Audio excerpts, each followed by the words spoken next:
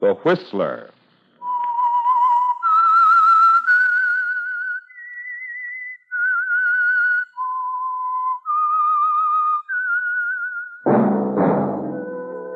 And now the Whistler's strange story.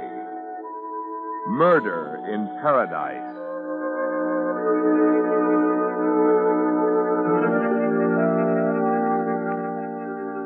High in the Sierras, a lone hawk circled over Mirror Lake, its beady eyes fixed on a white patch moving slowly through the blue waters below. From the narrow road that ran along the lake's edge, another pair of eyes followed the patch of white. Watched the girl emerge from the water and remove the white bathing cap. Saw the mass of red hair fall on tanned shoulders, now glistening in the bright sunlight. The eyes belonged to Danny Williams, who stood there looking at the girl in the yellow bathing suit. Then, as she sat down at the edge of the long wooden pier, he shifted the heavy suitcase from one hand to the other and started through the trees toward her. As he emerged at the edge of the lake, he walked into the range of another pair of eyes, looking through field glasses, trained on the scene from a point a quarter of a mile away. Hello. I'm looking for Paradise Inn. You know where it is? Uh-huh. You a salesman? Do I look like one? Oh, in a way. Are you? In a way. I don't think they'll be interested in buying any brushes. Thanks for the tip, and I'm still looking for the inn. Got a cigarette? Sure. I'm smoking it. How'd you ever get to be so charming? Look, Red, they told me in the village the inn was a mile up the road. So you know. Why come to the lake to ask me? It was a bathing suit. From the road, I couldn't believe it. Like it? I've seen more material in a pen wiper. The inn's over there. Take the side road. Thanks. See it? Nothing wrong with my eyes. From the way you've been staring at me, I thought you might have strained them.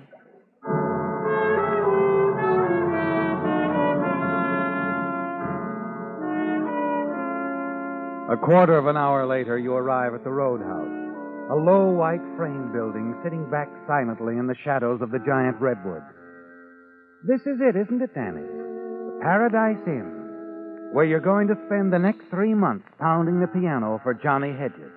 Your first job, Danny, since the prison gates closed behind you. Gave you back your freedom. And you've made up your mind that it will never happen again. You're going to stay out of trouble. That's all you can think about as you cross the parking area, mount the wooden stairs, and walk along the veranda. There's a musty odor in the air. You set your suitcase down by the front door.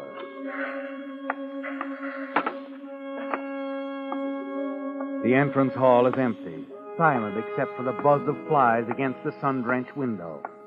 You make your way across the deserted dining room, past the battered upright piano, and push open the swinging doors at the far end of the room. The short, gray-haired man at the sink turns, peers at you over his glasses, and then begins to wipe his hands on the soiled apron. Hi, young fella. Hi. Where'll I find the boss? Oh, he'll be around. You, must be the new piano player. That's right, Danny Williams. Williams. Danny Williams. You never heard of me before. I'm Gus Peters. I do the cooking. Sit down. Thanks. He didn't meet you at the bus stop, huh? Who's he? Mr. Hedges? Hedges? No. How about a cold beer? You look like you could use one. Got any milk? Milk? Say, you sure you're the piano player? I said I was. Ulcers? No ulcers. The cows need publicity. Yeah, okay. If that's what you want. Why didn't somebody meet me at the bus stop? It's a long hike out in this heat. Well, I can't drive for one thing. Never could learn how. Slade is still sleeping, I guess. He wouldn't go after you anyway. And the boss had other things to do. Must have outside interests. Ain't business so much that keeps Mr. Hedges busy. It's keeping up with his wife that's got him going. His wife? Yep. Don't let her out of his sight much. Hey, want a sandwich or something? No, no, thanks. He doesn't trust her. Real jealous, you know. Thinks every man he talks to is going to take her away from him. How about a piece of pie? No, this'll do. Yeah. We sure have been having a fast turnover of piano players around here. Hey, couldn't stay away from her. It's the perfume, huh? Uh-huh. Yeah. Been only 2 men around here who ain't ever been bothered by Mrs. Hedges. Me and Andy Slade. You'll meet him. He works here in the back. How does he manage to resist? Ain't never been able to figure it out. He's strictly business and a natural cold fish. You leave your stuff on the veranda, Danny? Yeah. I'll take it up. Your room's in the attic next to mine. Don't bother. No bother. Just going upstairs in a few minutes anyway. Take a little snooze. Any objection if I try the piano on for size? No, go ahead. Yeah. Thanks. Gus? Danny, Yeah? stay away from her, son. Just tend to your piano and you'll be all right. Yeah. Yeah, sure.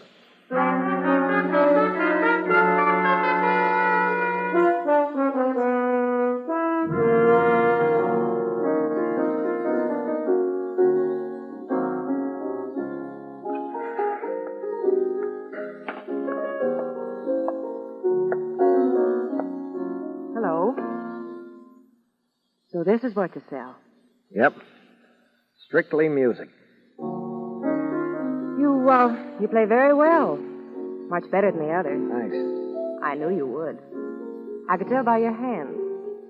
They're different.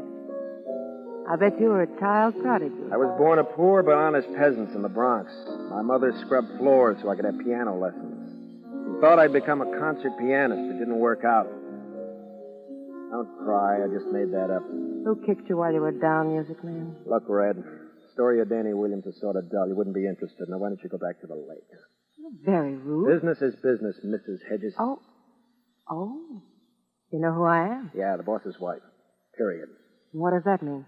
It means I need the job and I don't like wives that are on the prowl. Sort of fast with your mitts, aren't you, baby?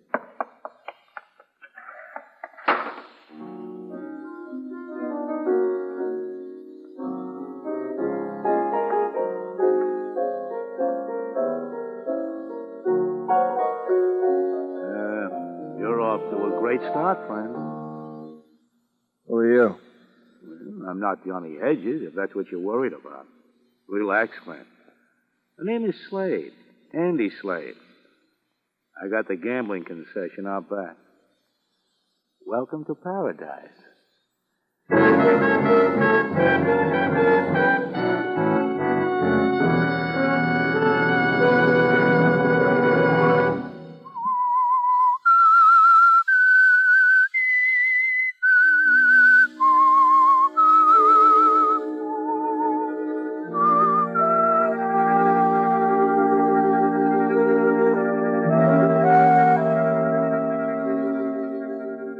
It's an unusual job, isn't it, Danny? One of the strangest you've ever had. You never bargained for this sort of thing when you first accepted it. Johnny Hedges' roadhouse at Mirror Lake didn't seem to suggest the danger and intrigue that suddenly presents themselves. Lucille and the way you met her on the boat dock. The warnings from Gus.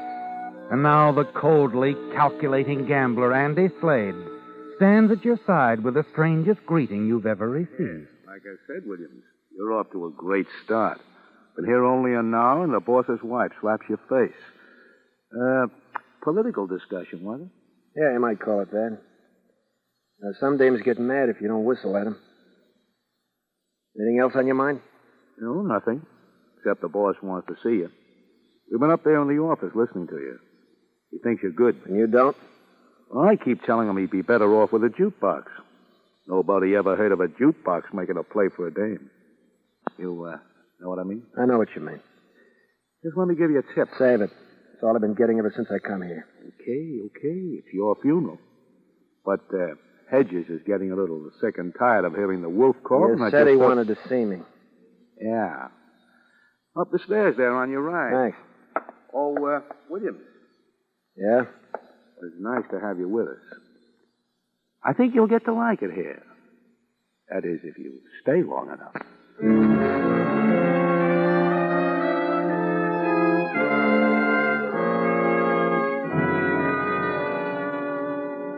Come in, William. Come in. Your gambling concession said you wanted words. That's right. I just want to iron out a few things before you start. Now, you're an ex-con on parole. That's been ironed out. The past 3 years took care of it. I'm here to play the piano, and that's all. Yeah. Yeah, that's all you're here for. Just remember that. Some of the others didn't. So I love music. Well, I'm glad to hear it, Williams. I'm glad to hear it. It'll save us both a lot of headaches. All right. Now, you'll play in the dining room from 8 till closing time. You take the breaks to suit yourself. Won't be a lot of people in the dining room. Sometimes there may not be any at all. I'm not fussy. And another thing, you might as well know from the start. I don't make my money from the dining room. Not much on the bar either. I didn't think you did. I got a place fixed up in the back. Dice table, roulette wheel. Andy Slade runs that end of it. It's not going to affect you one way or the other. Sure. Well, that all? Yeah. Yeah, you met everyone, have you? Yeah, Slade and Gus the cook. And my wife. You were talking to her down there on the pier a couple hours ago. Yeah. No one picked me up at the bus stop, so I had to walk. I was asking directions. Uh-huh. All right, Williams, just remember what I said. You stick to your piano playing, we're going to get along fine. If you get bored, let me know. I'll buy you a book.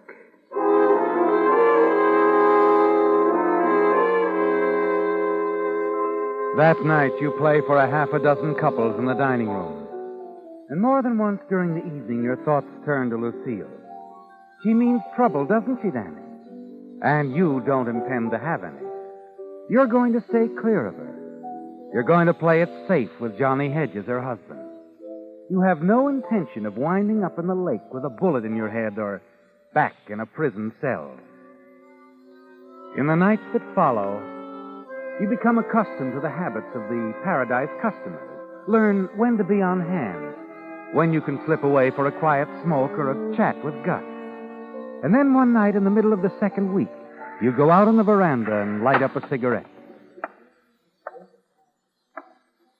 Hello, Danny. Oh, hello. You've done a good job these past 10 days. Thanks. Of staying away from me, I mean. I catch on quick. You don't know what it is to feel out of place. Go for drives all by yourself. Aimless walks along the beach. You do that? Almost every night after the customers leave. The cove on the North Shore. Why? Oh, I don't know. Get away, I guess. From your husband? From myself, maybe. I don't know, Danny. I'm just confused sometimes. Yeah, I'd say so, too. Excuse me, William. I gotta go confuse some customers.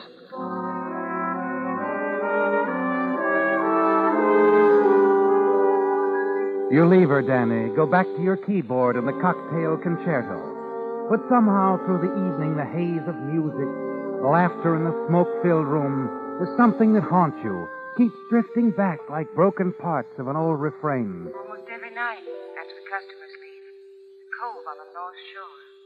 It stays with you, Danny, that night, and into the next until after you finish playing, unable to fight down the urge, you find yourself slipping away, taking a rowboat and crossing the lower tip of the lake in the half-darkness. At the cove, you look around and there's no sign of her. You call yourself a fool and wonder why you came out here when you promised yourself to stay out of trouble. You're about to turn back when... Oh, yeah.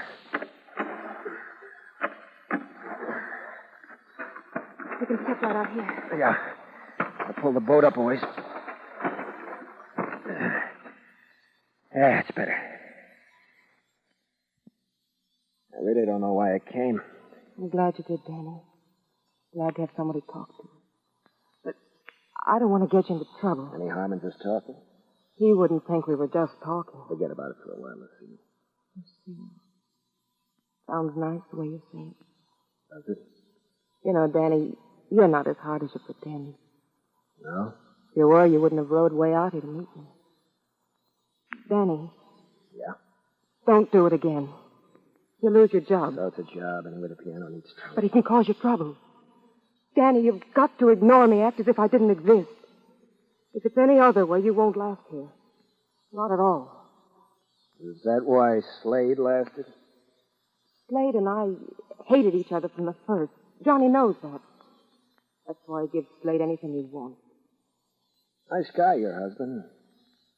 Charming as a meat axe. Please, Danny, I want you to understand because I'm going to avoid you. You sound like a magazine ad. Oh, Danny. Danny, why did you come here? Why? I don't know.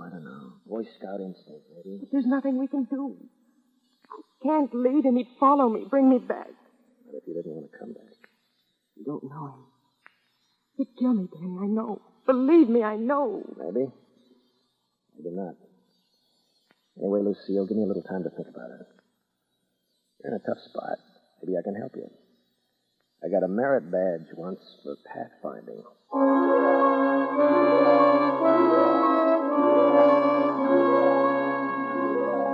When you leave her, Danny, and start the long row back across the lake, you remember a promise. One that you made to yourself about staying out of trouble. And you ask yourself if this is the way. When you arrive at the boat dock, you're convinced that it must end right here.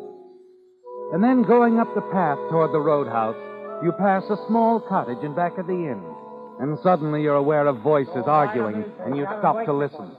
You drove around the lake. You met some guy. Oh, don't leave. I just... Easy, son. Where are you going? Gus.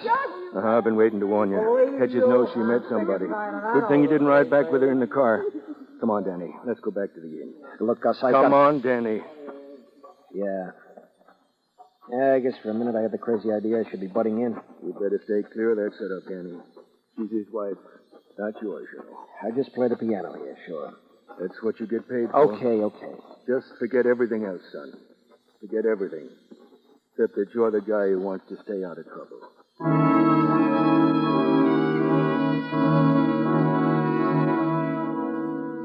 If old Gus expected the passage of hours to make any difference, he was wrong, wasn't he, Danny? Even without seeing Lucille all that next day, you can't get her off your mind. The struggle within you goes on, and the following night, as your hands move across the keyboard when you entertain the late dinner crowd,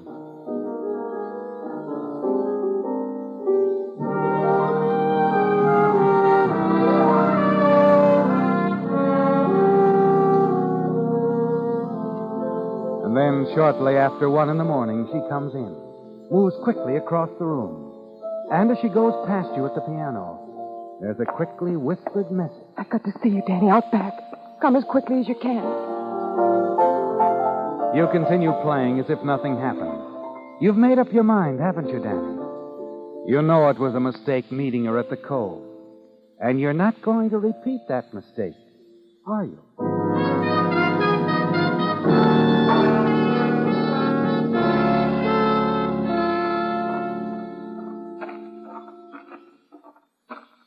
Danny. Lucille. Danny, I had to see you. Sure. Oh, Danny, I can't stand it any longer. Danny, someone's coming. Wow. Hello. Easy. I thought I told you to stick to your piano playing music, man.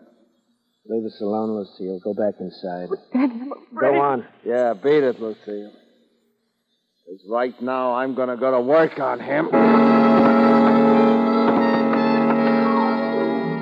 As Johnny Hedges comes out of the darkness after you, there's the flash of a knife blade. You lunge for it. It's like a nightmare, isn't it, Danny? All out of focus, unreal. A strange, struggling sensation. There's the fleeting memory of the knife falling on the path, and then movement over which you have no control. Blows falling, exchanging, a dull thud, and then... Danny, you all right? I hit him, Gus. Came at me and I hit him. With this? I know. Drop it, Danny. Drop it.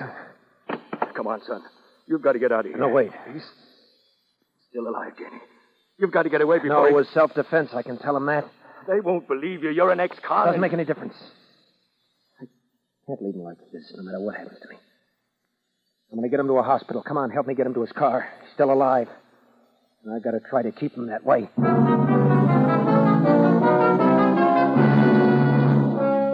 Somehow you manage to get him into his car. And through it all, you know that Gus is right. The trouble you wanted to escape, you're now inviting, asking for. But as you back the car onto the road with Hedges in the seat beside you, all you can think of is saving him, And then suddenly you're aware of Lucille at the window of the car. Danny. Danny, what are you doing? Got to get him to a hospital. He'll die if I don't. Danny, they'll arrest you. They'll say you killed him. It was self-defense. They won't believe you. I can't let you do it.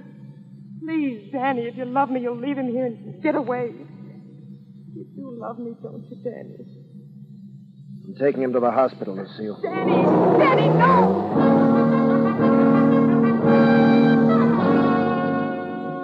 She leaps back as the car moves forward. You catch a fleeting glimpse of her face, white, drawn, concerned, and then it's gone, and you're aware of Hedges beside you, breathing softly but steadily. And as your foot presses down on the accelerator, you realize that your own strength is fading fast. The struggle, Danny, the pounding you took, it's telling now as you fight to hold the car on the road.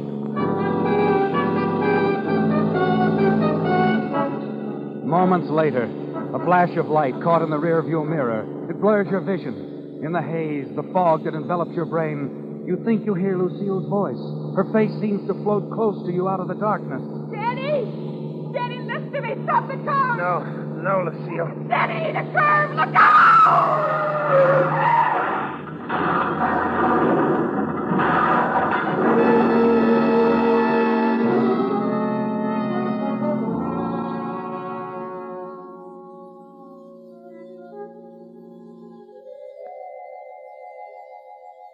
Coming around, Doc? Yes. He's going to be all right. I better call the lieutenant. You sit there with me. Lieutenant. Police. Take it easy, son. Gus, where am I?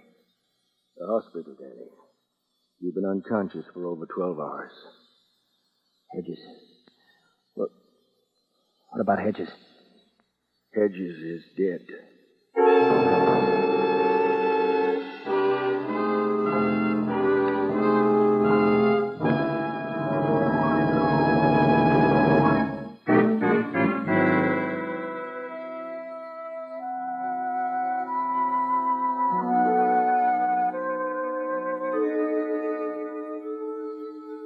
Trouble, Danny. You were headed for it the day you walked up the road to Paradise Inn. No matter how hard you struggled and tried to avoid it was there all around you, closing in.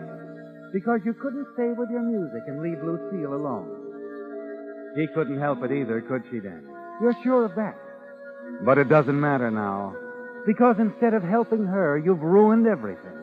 Her husband is dead, and you'll be blamed, won't you, Danny? They'll never believe it was self-defense, not with your past record. You lie back on the white hospital bed. Listen, Danny. The doc will be bringing the police back in a minute. Yeah, I know. Hedges.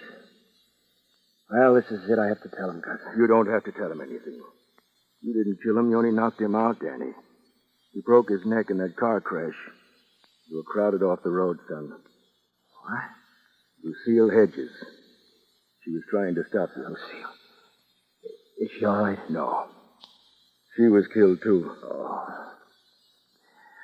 it was my fault, Gus. She was in love with me. No, she wasn't. You played it straight. She didn't. She framed you, Danny. Set that meeting there behind the roadhouse with you knowing her husband would find you together. What? She wanted you to kill him. Didn't care what happened to you. I don't believe it. Son, that's why she didn't want you to make it to the hospital. She wanted him dead. But, Gus, It was so she could be free for the guy who was driving the car after you last night. He was killed with her. Oh. The one guy nobody figured. Slade. Andy Slade. The only guy she was ever crazy about.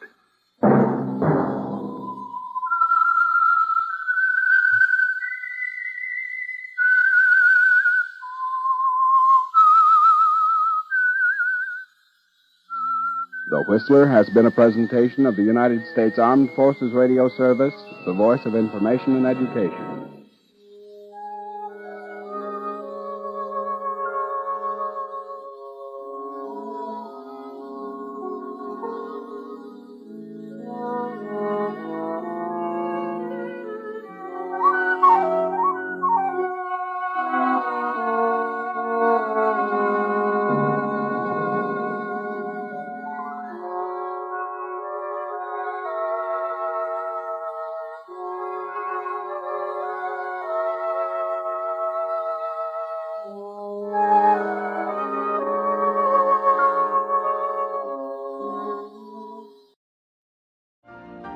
You've been listening to the OTR Gold Network. Find more classic radio at otrgold.com.